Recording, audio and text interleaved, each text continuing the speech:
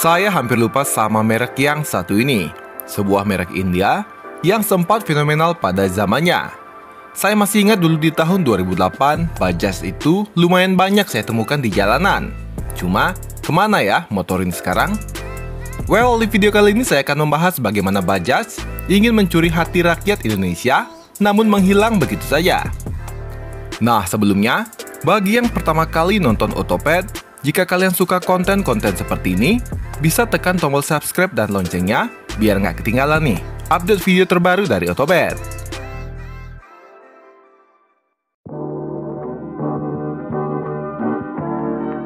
Bajaj terbentuk di tahun 1945. Awalnya, Bajaj adalah sebuah perusahaan distribusi kendaraan roda 2 dan roda 3 dari Eropa untuk pasar India. Namun, dengan perkembangan pasar yang pesat, pada tahun 60-an, Bajaj memproduksi dan menjual skuter Vespa di bawah lisensi dari Piaggio.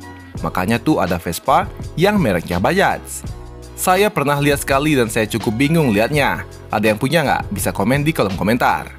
Nah, Bajaj jualan Vespa cukup lama, hampir 30 tahunan, sampai akhirnya pada tahun 90-an, Bajaj bekerja sama dengan Kawasaki untuk memproduksi sepeda motor yang lebih modern. Salah satu contohnya ialah Bajaj Kawasaki KB100, yang artinya Kawasaki Bajaj 100cc. Lah, emang Bimota doang nih yang bisa punya KB series, DB series, dan lain-lain. Cuma sebetulnya, KB100 ini adalah Kawasaki GTO 100 yang di-rebadge aja. Tapi karena diproduksi di India, si engineering Bajaj sudah pasti melakukan reverse engineering di motor ini buat dipelajari bagaimana motor ini bisa berjalan. Yang nggak tahu reverse engineering itu, maksudnya motor Kawasaki GTO 100 ini dibongkar, dipelajari bagaimana cara kerjanya. Hal ini Bajaj lakukan karena di tahun 90-an mendapatkan rival dari Hero Honda yang kalian tahu sendiri. Hero Honda adalah perusahaan India Hero yang bekerja sama dengan Honda. Cuma, petinggi Bajaj akhirnya mikir lagi nih. Mereka nggak akan bisa maju kalau cuma rebadge motor dari Kawasaki. Mereka harus punya ciri khas, harus punya motornya sendiri. Maka pada akhir tahun 90-an, Bajaj mulai mengembangkan sebuah motor sport naked yang secara teknologi dibantu oleh konsultan teknik dari luar negeri. Urusan mesin dibantu oleh AVL Austria dan urusan desain bodi dibantu oleh Tokyo R&D dari Jepang. Dari pengembangan tersebut lahirlah teknologi DTSI atau mesin silinder tunggal yang pakai lebih dari satu busi. Dan pada tahun 2001, Bajaj dengan bangga memperkenalkan Pulsar 150 dan 180 yang kala itu langsung bersaing dengan Hero Honda CBZ. Hebatnya, ketika Pulsar diluncurkan ia langsung mendapatkan respon yang luar biasa dari rakyat India. Karena faktanya, duo Pulsar ini adalah motor sport India pertama yang dikembangkan secara mandiri oleh perusahaan India, bukan rebadge atau lisensi dari perusahaan asing. Rakyat India sangat bangga karena akhirnya punya motor sendiri. Dan nggak ada tuh rakyat yang nyinyirin Pulsar. Mereka sangat mendukung produk lokal dengan cara berbondong-bondong membeli Bajaj Pulsar. Nah, dengan keberhasilan Pulsar, perusahaan Bajaj semakin besar sehingga tahun 2006, Bajaj melebarkan sayapnya dengan masuk ke pasar Indonesia bersama PT Bajaj Auto Indonesia. Motor pertama yang dibawa sudah pasti ialah Pulsar 180 DTSI, yang secara penampilan, motor ini sangat berbeda dari kebanyakan motor Jepang yang kala itu sport 4 tak diisi oleh Hyundai Tiger dan Yamaha Scorpio. Yang meski kalau ngomongin spesifikasi, ini Pulsar sangat menggiurkan. Ia punya strategi dengan menjual motor sport bertenaga yang punya kualitas oke, namun dengan harga yang lebih terjangkau. Spesifikasinya juga nggak main-main. Ia punya tangki berkapasitas 15 liter, sudah pakai speedometer dengan kombinasi digital dan analog, sudah pakai velg racing, dan mesin 180cc dual spark ini dapat menghasilkan tenaga hingga 16,5 HP. Di atas kertas, angka ini bersaing ketat dengan Honda Tiger yang punya tenaga di kisaran 16,7 HP. Cuma memang masih di bawah Scorpio yang punya tenaga di kisaran 18,2 HP. Tapi perlu diingat, Honda Tiger dan Yamaha Scorpio dijual di kisaran 18,4 juta dan Pulsar 180 dijual dengan harga 15 jutaan aja. Well, perbedaan 3 juta itu lumayan banyak loh kala itu, tapi dengan performa yang bisa dibilang bersaing. Dan perlu diingat, Bajaj Pulsar baru lahir kemarin. Dan brand ini benar-benar baru di Indonesia. So nggak bisa semudah itu merebut hati masyarakat Indonesia. Masih banyak pertanyaan tentang kualitas part, finishing, performa mesin, dan terutama sebagai pabrikan baru, bengkel resmi, dan suku cadang adalah hal yang wajib menyebar dulu di Indonesia. Ya gimana mau jualan kalau dealernya nggak ada? Namun perlahan tapi pasti, bengkel Bajaj mulai tersebar meski baru di kota-kota besar. Meski dianggap sebagai motor perkenalan, Pulsar 180 DTSi ini nggak bisa dibilang sukses ya. Penjualannya nggak begitu bagus. Emang susah banget ngelawan Honda dan Yamaha kala itu. Terlebih pada tahun 2007, Yamaha menggempur pasar dengan memperkenalkan motorsport nekat revolusioner, apalagi kalau bukan Yamaha Fiction. Meski 150cc, tapi ini motor sudah pakai injeksi, berpendingin cairan, dan sasis Delta Box yang pasti bikin para biker penasaran kala itu. Yes, suka nggak suka, memang Yamaha Fiction adalah sebuah revolusioner pada zamannya. Karena nggak cuma memupuskan harapan Pulsar, Fiction juga membuktikan bahwa mesin berpendingin udara sudah mulai ketinggalan zaman di tahun 2007. Nggak lama, Pulsar bergerak cepat dengan melakukan counter attack dan memperkenalkan Pulsar 200 DTSi di tahun 2008. Sebetulnya secara desain, baik Pulsar 180 dan 200 itu punya garis desain yang serupa. Cuma jelas, yang punya cc lebih besar itu punya sentuhan agar terlihat lebih macho. Pulsar 200 DTSi terlihat lebih kekar berkat bodi yang sedikit lebih gamut dan berkarakter. Yang paling terlihat ialah knalpot yang jauh lebih eye-catching. Dan yang paling utama sih mesinnya ya. Dengan peningkatan kapasitas mesin menjadi 200 cc, tenaga motor ini naik hingga 18 HP. Dan kalau melihat harga, Pulsar 200 kala itu dijual di kisaran 17 hingga 18 jutaan. Mirip-mirip lah dengan Yamaha Fiction dan Honda Tiger. Cuma ternyata, meski sudah punya kapasitas mesin yang gede, performa yang mungkin bisa dibilang lebih baik ketimbang Tiger dan Fiction, nama Bajaj yang sudah terkenal dengan kendaraan roda 3 itu masih belum bisa meyakinkan rakyat Indonesia untuk bisa dianggap setara dengan Honda dan juga Yamaha. Nah, di tahun yang sama, Bajaj tuh juga menjual XCD 125. Ini motor nggak pakai nama Pulsar ya, kalau nggak salah. Motorsport entry level yang ditargetkan untuk melawan Suzuki Thunder 125 yang bermain sendirian di kelas 125cc. Meski nggak masuk ke lini Pulsar, namun XCD 125 pakai teknologi DTSI juga. Jika dibandingkan secara performa dengan Thunder 125, nampaknya Thunder punya performa yang sedikit lebih baik. Pulsar hanya menang di keiritan bahan bakar, berkat pembakaran yang lebih optimal karena pakai 2 busi. Harga baru kedua motor ini pun mirip-mirip di angka 13 jutaan deh kalau nggak salah. Tapi sayangnya, XCD 125 tuh nggak pakai cakram di bagian depan, agak nanggung jadinya.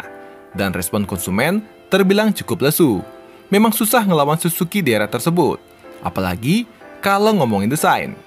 Suzuki Thunder 125 punya desain retro JDM 90s gitu, jadi lebih everlasting tampilannya. So, Bajaj jual XCD 125 cuma setahun atau 2 tahun doang. Dan akhirnya digantikan oleh Pulsar 135 pada tahun 2010. Dengan harga yang hampir 15 jutaan, motor ini pakai mesin SWC DTSi 135cc dengan tenaga di kisaran 13,5 HP dan punya bobot di kisaran 122 kg. Pulsar 135 hadir sebagai alternatif murah dari Bajaj dan dari lawan-lawannya yang masih 150cc seperti Yamaha Bison misalnya. Meskipun nggak head-to-head secara performa, namun mesin 135cc ini cukup responsif dan irit bahan bakar. Penampilannya juga terbilang lumayan cakep. Doi sudah pakai speedometer semi-digital dan jok terpisah. Kekurangannya motor ini lebih kaku jika diajak stop and go di kemacetan ibu kota. Tapi meski demikian, motor ini cukup laris. Bahkan di tahun 2010 hingga tahun 2012, motor ini menyumbang hampir 50% dari total penjualan motor Bajaj di Indonesia. So, siapa yang pernah punya motor ini? Komen di kolom komentar. Share pengalaman kalian di sini. Cuma selang setahun, Bajaj lantas memperkenalkan Pulsar 220 DTSi. Motor ini tampak seperti Pulsar 200 yang ditambahkan half fairing saja. Karena secara penampilan dari bagian tangki ke bagian belakang ya saya rasa sama aja bentuknya. Motor ini menyasar pasar touring dengan masih berhadapan dengan Tiger dan Yamaha Scorpio. Bajaj yakin motor ini punya performa dan kenyamanan di atas rival-rivalnya. Ia dijual dengan harga 18,6 juta. Bahkan, di tahun 2012, Bajaj sempat memberikan diskon 2 juta untuk motor produksi di tahun 2011. So, motor ini punya value for money yang lumayan baik. Ditambah, motor ini tuh emang royal kalau ngomongin fitur. Ia pakai lampu depan proyektor, speedometer semi-digital, ban tubeless, cakram di bagian belakang, sok empuk, dan oil cooler. Nah, kalau ngomongin mesin 220cc SWC berpendingin udara ini pun nggak kaleng-kaleng. Ia punya tenaga hingga 21 HP loh sob, dengan 5 percepatan dan bobot di kisaran 152 kg. Ia mampu diajak bermanuver dengan stabil di kecepatan tinggi, dan untuk cruiser di kecepatan 100 km per jam pun sangat nyaman. Meski antusias awal cukup tinggi, Bajaj tuh nggak mampu mempertahankan jaringan purna jual dan ketersediaan spare part dari produk-produknya. Sehingga, harga bekas semua motor Bajaj tuh turun drastis. Jadi orang-orang tuh bakal mikir, mendingan beli motor Jepang aja sekalian. Tiger dan Scorpio deh contohnya. Berapa harga kedua motor ini sekarang? Kayaknya dalam kondisi non-modif, mereka punya harga masih di belasan juta deh.